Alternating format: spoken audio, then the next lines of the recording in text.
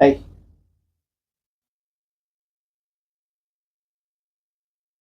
Hi. അപ്പോൾ നമ്മുടെ പുഷ്പ 2 നിങ്ങളെല്ലാവരും അതിൻ്റെ ട്രെയിലർ കണ്ടെന്ന് ഞാൻ വിശ്വസിക്കുന്നു. ഞാൻ ഞാൻ വിചാരിച്ചില്ല അത് ഇങ്ങനത്തെ ഒരു വമ്പൻ ട്രെയിലറാണെന്നുള്ളത്. എന്ത് ട്രെയിലറാണ് അത്? ശരിക്കും അത് കണ്ടിട്ട് 2 ദിവസമായി. വീഡിയോ ചെയ്യാൻ സമയമില്ലായിരുന്നു. എങ്കിലും അതിൻ്റെ റിയാക്ഷൻ ചെയ്യാണ്ടിരിക്കാൻ പറ്റിയില്ല. ചില കാര്യങ്ങളെ നമ്മൾ ചെയ്യുള്ളൂ. പക്ഷെ അത് ചെയ്യാണ്ടിരിക്കാൻ പറ്റാത്തതുകൊണ്ട് ചെയ്യുന്നതാണ്. പ്രത്യേകിച്ച് ഞാൻ പറയാനുള്ള അത് റിയാക്ഷൻ ചെയ്യാനുള്ളൊരു കാര്യം, ആ സിനിമ ഒരു പുഷ്പ 1 അവർ വിചാരിച്ചില്ല അത്രയൊക്കെ കയറി പോകുന്ന സംഭവമാണെന്നുള്ളത്. കാര്യം ആ പടം ഏകദേശം നല്ല രീതിയിൽ 400 കോടിക്ക് മേലെ കളക്ട് ചെയ്യുമെന്നുള്ളതാണ് എൻ്റെ വിശ്വാസം. ആ പടത്തിൻ്റെ പ്രൊമോഷനാണ് അല്ലു അർജുനെയൊക്കെ ഒരു കന്നഡ ചാനലിലൊക്കെ പോയി പുള്ളി പ്രൊമോഷൻ നടത്തിയത് ആ പുഷ്പയിലാണ്. അപ്പോൾ ഞാൻ ആലോചിച്ചു ഇത് ഇത്രമാത്രം സംഭവം ഉണ്ടോ എന്നൊക്കെ വിചാരിച്ചു. പക്ഷെ പടം കണ്ടപ്പോഴാണ് മനസ്സിലായത് ആ പടം അതേപോലെ റേഞ്ച് ഉണ്ടായിരുന്നു. അതിനുശേഷം എന്ത് ചെയ്തു, അതിൻ്റെ സെക്കൻഡ് പാർട്ടൊക്കെ അവർ ഇറക്കാമെന്ന് വിചാരിച്ചിരുന്നു. എങ്ങനെയെങ്കിലുമൊക്കെ അതിൻ്റെ ആ സെയിം ഫസ്റ്റ് എടുത്ത പോലെ അതിൻ്റെ സെക്കൻഡ് പാർട്ട് ആയിരിക്കണം ഇവർ ഉദ്ദേശിച്ചത്. അപ്പോഴാണ് കാന്താരയൊക്കെ വരുന്നത്. അവിടുന്ന് വേറെ വലിയ സിനിമകൾ വരുന്നു. അപ്പോഴാണ് ഇവരുടെ പ്ലാൻ മാറ്റിയത്.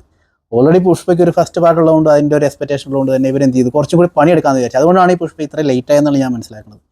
അപ്പോൾ അത്യാവശ്യം നല്ല രീതിയിൽ സ്ക്രിപ്റ്റ് വർക്കും അതിൻ്റെ ഇൻറ്റേർണലായിട്ട് വരുന്ന എല്ലാ കാര്യങ്ങളും സിനിമയുടെ ആ എത്രത്തോളം മാക്സിമം വലുതാക്കാവോ അതിൻ്റെ എല്ലാ പരിപാടിയും അവർ ചെയ്തിട്ടാണ് പുഷ്പ 2 ഇറക്കിയിരിക്കുന്നത്. അതുകൊണ്ടാണ് ഇത്രയും സമയം വന്നത്. എത്രയോ വട്ടം അതിൻ്റെ ടീസറും അതിൻ്റെ പോസ്റ്ററുകളൊക്കെ അവർ ഷെയർ ചെയ്തു. എല്ലാം ഒരു നല്ല കുറച്ച് ഒരു മറ്റേ ഈ ചമുണ്ടീശ്വരി ദേവി എന്നൊക്കെ പറഞ്ഞ പോലത്തെ സംഭവം ഉണ്ടല്ലോ, അതേപോലെ ഓരോ പ്രാവശ്യം പോസ്റ്റ് വരുമ്പോഴും അല്ലു അർജുൻ്റെ ഫേസൊക്കെ മാറി, ആൾ തന്നെ മാറി, ഒരു രൂപ ഇങ്ങനെ പോലത്തെ ഒരവസ്ഥ.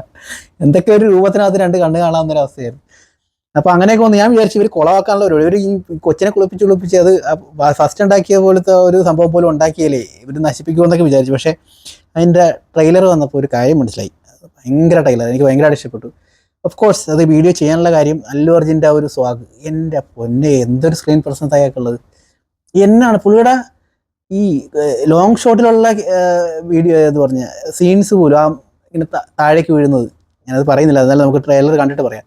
അതുപോലും എനിക്ക് അത്ര ആ ഫേസ് എടുത്തറിയാനുണ്ട് പുള്ളിയുടെ എക്സ്പ്രഷനൊക്കെ ആ ലോങ് ഷോട്ടിൽ പോലും. അത്രയും ഒരു നിറഞ്ഞു നിൽക്കുക ഫ്രെയിമിൽ പുള്ളി, അത് പറയാണ്ടിരിക്കാൻ പറ്റത്തില്ല. അപ്പോൾ അതിനെപ്പറ്റി നമ്മുടെ സ്വന്തം ജിസ് ജോയ് അല്ലു അർജുനെ മല്ലു അർജുനാക്കിയ ആ സൗണ്ടിൻ്റെ ഉടമ, അല്ലു അർജുൻ്റെ മലയാളി സൗണ്ട് എന്ന് പറയുന്നത് ജിസ് ജോയ് കഴിഞ്ഞ ദിവസം ഒരു കാര്യം പറഞ്ഞിട്ടുണ്ട്. അറിയാമല്ലോ പുഷ്പയിൽ പുള്ളിക്ക് നാഷണൽ അവാർഡ് കിട്ടിയതാണ് അല്ലു അർജുന്. അപ്പോൾ അതിനുശേഷം വരുന്ന ഒരു പടമാണ് പുഷ്പ 2. അപ്പോൾ അതിൽ ജിസ് ജോയ് പറഞ്ഞിരിക്കുന്നത് ഇത്രേ ഉള്ളൂ. അല്ലു അർജുൻ്റെ ഡബ് ചെയ്ത സമയത്താണ് പുള്ളി ആ വീഡിയോയിൽ പറഞ്ഞിരിക്കുന്നത്, ഡബ്ബിങ് കഴിഞ്ഞ സമയത്ത് പുള്ളി പറഞ്ഞിരിക്കുന്നത് നാഷണൽ അവാർഡ് വിന്നർ ആയതിനു ശേഷം, അല്ലെങ്കിൽ ആ ഒരു നാഷണൽ അവാർഡ് വിന്നർ എത്രത്തോളം മാറ്റങ്ങൾ അല്ലെങ്കിൽ എത്രത്തോളം പക്വതയോടുകൂടി ഇനി അഭിനയിക്കണം എന്നുള്ള വ്യക്തമായ സംഭവങ്ങൾ ആ സിനിമയിൽ അല്ലു അർജുൻ കൊണ്ടുവന്നിട്ടുണ്ട്. അദ്ദേഹത്തിൻ്റെ അഭിനയം വളരെ പ്രോഗ്രസീവായിട്ട് മാറിക്കൊണ്ടിരിക്കുകയാണെന്ന് പറഞ്ഞു, വളരെ വലിയ വളർച്ചയിലേക്ക്, അല്ലെങ്കിൽ ഓരോ പ്രാവശ്യം കഴിയുന്നതോറും പുള്ളി വളർന്നുകൊണ്ടിരിക്കുകയാണ്. അതിൽ പുള്ളി നല്ല രീതിയിൽ കോൺസെൻട്രേഷൻ കൊടുക്കുന്നുണ്ടെന്നുള്ളതൊക്കെയാണ് ഡബ്ബിങ് കഴിഞ്ഞപ്പോൾ. ഡബ്ബിങ് എന്ന് പറയുമ്പോൾ അറിയാമല്ലോ എത്രത്തോളം ആ സീൻസ് കണ്ടിട്ടാണ് ഡബ് ചെയ്യണത്. അപ്പോൾ അത്രത്തോളം പുള്ളി ആ പടത്തിലുണ്ട്. പണ്ടത്തെ ആ ഫസ്റ്റിനേക്കാളും മാസം ഉണ്ടെന്നുള്ളതൊക്കെയാണ് പുള്ളി പറയുന്നത്. ഫഹദ് ഫാസിലിൻ്റെ അഭിനയം കിടുവാണെന്ന് പുള്ളി എടുത്തും പറഞ്ഞിട്ടുണ്ട്. അപ്പോൾ പുള്ളി സിനിമ കണ്ടിട്ടുണ്ട്. ഓക്കെ, അപ്പോൾ അങ്ങനെയാണ്. അപ്പോൾ ഇത് കേരളത്തിൽ ഡിസ്ട്രിബ്യൂട്ട് ചെയ്യണത് E4 എൻ്റർടൈൻമെൻറ്റ് ആണ് ഇവിടെ കേരളത്തിലെ അതിൻ്റെ ഡിസ്ട്രിബ്യൂഷൻ പറഞ്ഞിരിക്കുന്നത്. അപ്പോൾ അങ്ങനെയാണ് പുഷ്പ 2. എനിക്കിത് പറയാനുള്ള കാര്യം, ഇപ്പം നമുക്ക് അതിന് മുന്നേ തന്നെ അല്ലു അർജുൻ്റെ ഒരു ഗ്രോത്ത്, ഇപ്പോൾ അല്ലു അർജുൻ അറിയാമല്ലോ നമ്മുടെ ഇവരുടെ ഫാമിലിയാണ് വരുന്നത്. ഈ പവൻ കല്യാൺ, ചിരഞ്ജീവി, ഇവരൊക്കെ ചേട്ടനനിയന്മാരാണ്. ആ ഒരു ഫാമിലിയിലാണ് വരുന്നത്. ചിരഞ്ജീവിയും പവൻ കല്യാൺ ചേട്ടനനിയനും, ചിരഞ്ജീവിയുടെ പെങ്ങളുടെ ചിരഞ്ജീവിയുടെ വൈഫിൻ്റെ ആങ്ങളുടെ മോനാണ് ഈ പറഞ്ഞ അല്ലു അർജുൻ. അങ്ങനെയാണ് ഞാൻ മനസ്സിലാക്കിയത്. ഇവരെല്ലാവരും തമ്മിലുള്ള ബന്ധങ്ങൾ അങ്ങനെയാണ്. പിന്നെ ഈ അല്ലു അർജുൻ്റെ ഫാദർ ആയാലും വെറും ഒരു ചിരഞ്ജീവിയുടെ വൈഫിൻ്റെ അളിയനാണെന്ന് പറയേണ്ട, പുള്ളിയും ഒരു സിനിമ പ്രൊഡ്യൂസറൊക്കെ തന്നെയായിരുന്നു. അപ്പോൾ അത്രയും വലിയൊരു ഫാമിലിയിൽ നിന്നാണ് വരുന്നത്. അപ്പോൾ ഇതിനകത്ത് ഞാൻ കഴിഞ്ഞ വീഡിയോ ഉണ്ട്, നമ്മുടെ അല്ലു അർജുൻ ചിരഞ്ജീവി നല്ലൊരു ഡാൻസറാണ്. ചിരഞ്ജീവിയുടെ ഡാൻസ് എന്ന് പറഞ്ഞാൽ ഭയങ്കര ഫേമസ് ആണ്. ചിരഞ്ജീവിയുടെ സ്പീഡൊക്കെ ഭയങ്കരമാണ്.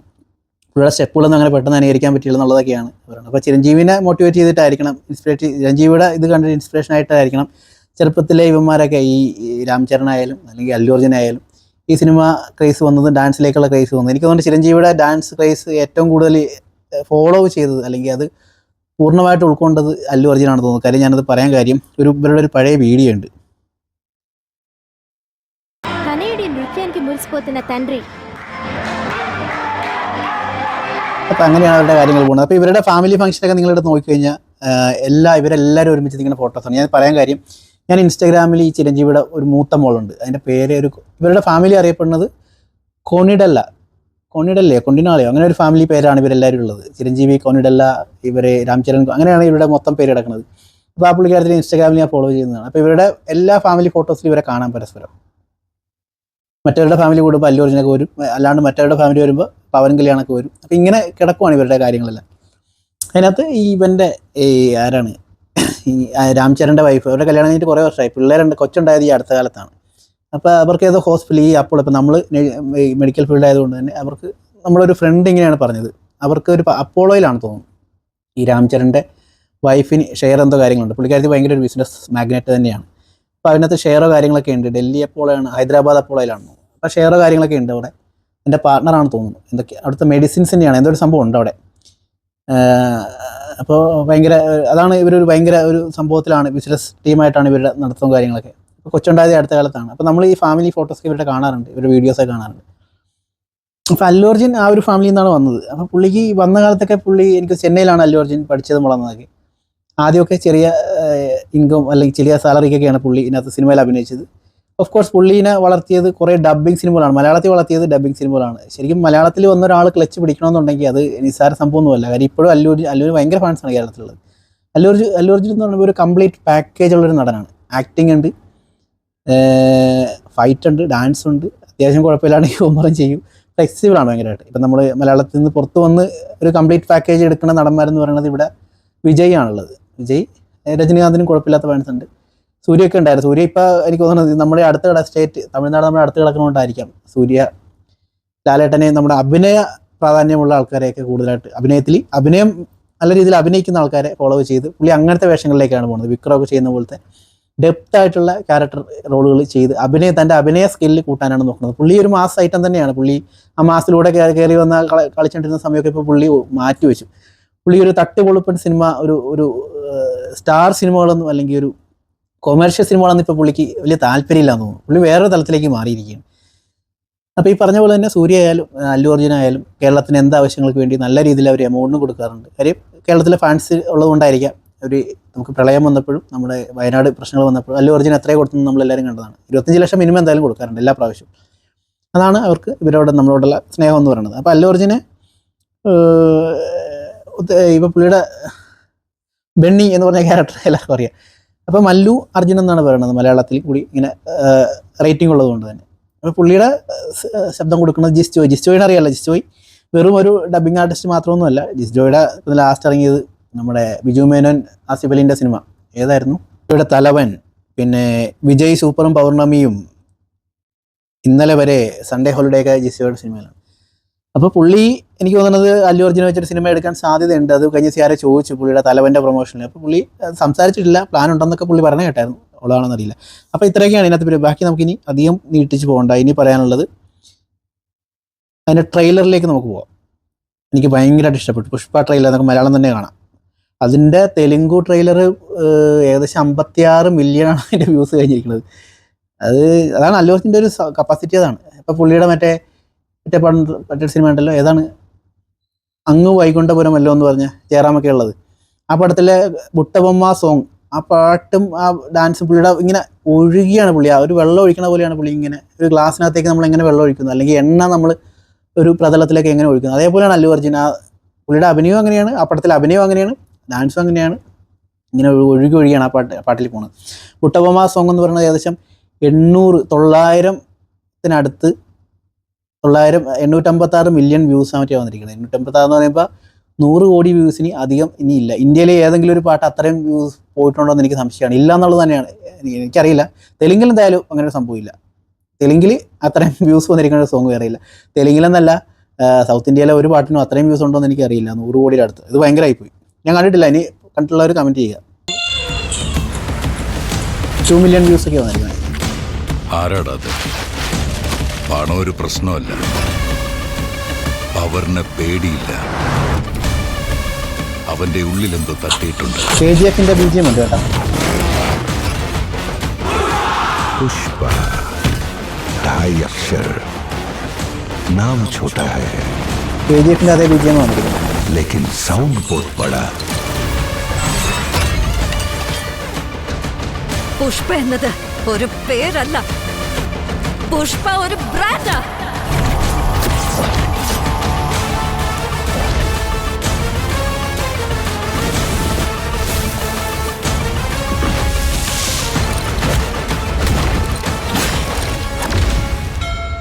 ശ്രീവല്ലി എൻ്റെ ഭാര്യയാ.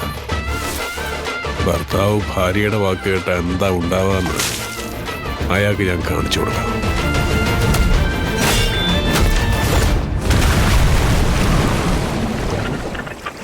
अरे दीवानो मुझे पहचानो.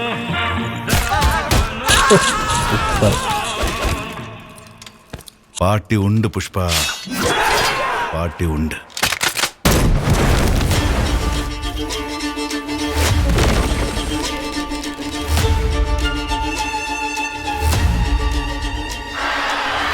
എനിക്ക് അർഹതപ്പെട്ട കാശ് സീന് നോക്കി അത് കാലണയോ ഭയങ്കര അരണയോ വലിയ ആണെങ്കിലും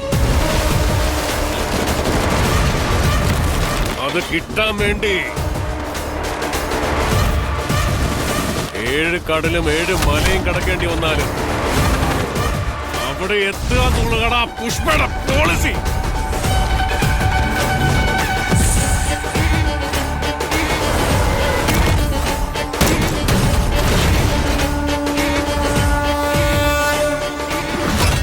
പുഷ്പ നാഷണൽ ആണെന്ന് കരുതണ്ട, ഇന്റർനാഷണൽ.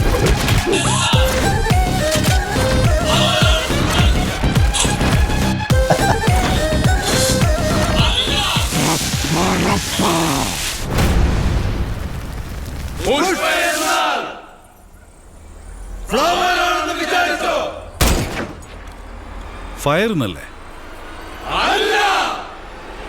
Wild fire.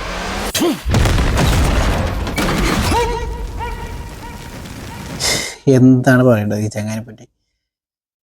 കിടിലനായിട്ടാണ് ശരിക്കും. പുഷ്പ 1 ശേഷം ഫഹദ് അതിൽ നിന്ന് പിന്മാറി എന്നുള്ളൊക്കെ വാർത്തകളൊക്കെ ഉണ്ടായിരുന്നു. പക്ഷേ എനിക്കൊന്ന് അല്ലു അർജുൻ ഫഹദിനെ നേരിട്ട് വിളിച്ചെന്നൊക്കെ അന്ന് പറഞ്ഞു കേട്ടിട്ടുണ്ട്.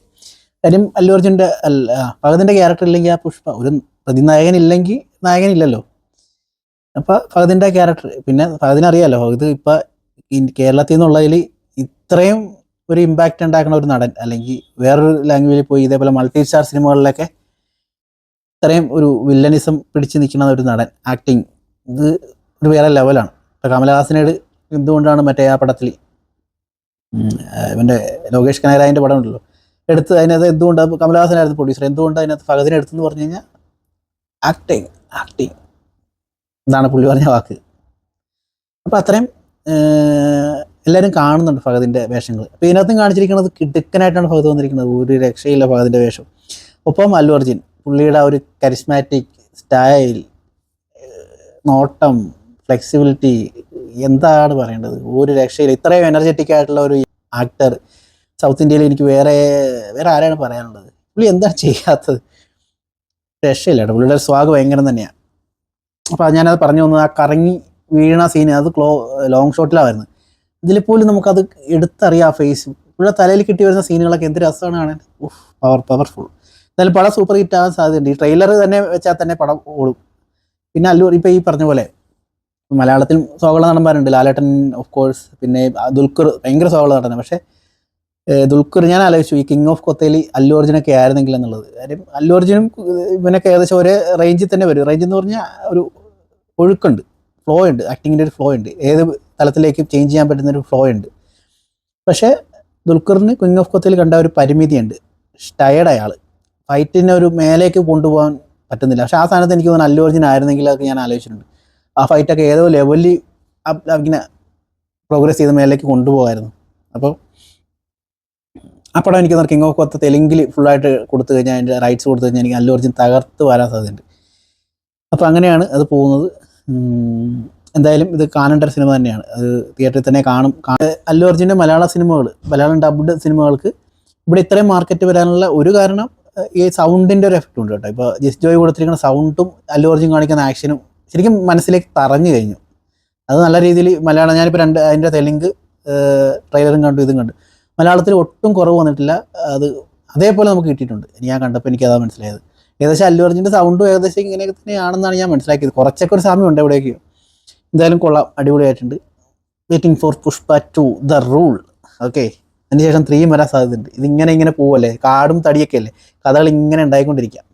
ഓക്കെ, അവസാനം എനിക്ക് തോന്നുന്നു ആമസോൺ കാട്ടിൽ പോയിട്ടായിരിക്കും ഇതിൻ്റെ ലാസ്റ്റ് പാട്ടൊക്കെ ഷൂട്ട് ചെയ്യാൻ പോകുന്നത്.